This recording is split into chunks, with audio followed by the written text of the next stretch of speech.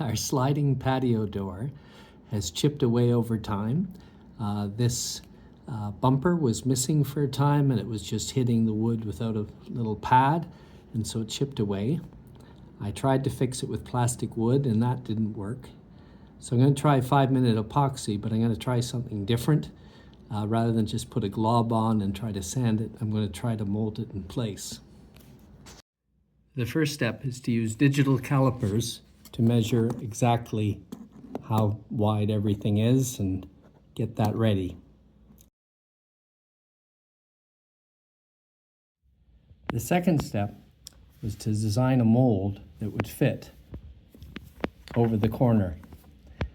So I designed this, and then I printed it out with my 3D printer, and I made 2 holes for nails to hold it in place, with the idea that I have a mold and I have a nice fit, and then it cures, and I remove the mold after I put Vaseline on it. We'll see how that works. 5-minute epoxy. I'm racing against time. I glooped it onto the end and in, but I also put some in my mold, and now I'm putting it together, and then I'll put the thumbtacks on.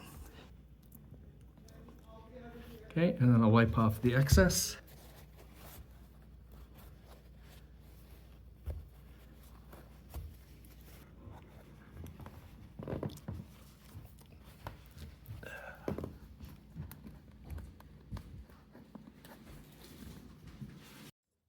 Okay, here we are about 6 hours later.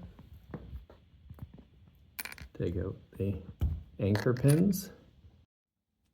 Okay, it was difficult to get off,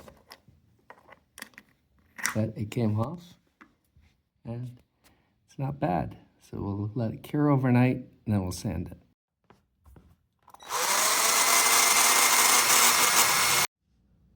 Here's how it looks after sanding. Here's how the door looks after I've applied caulk and paint. I didn't do a good job, but still it's way better than it was. And I've tried to run it into the bumper a few times and it hasn't cracked. So I hope it'll last.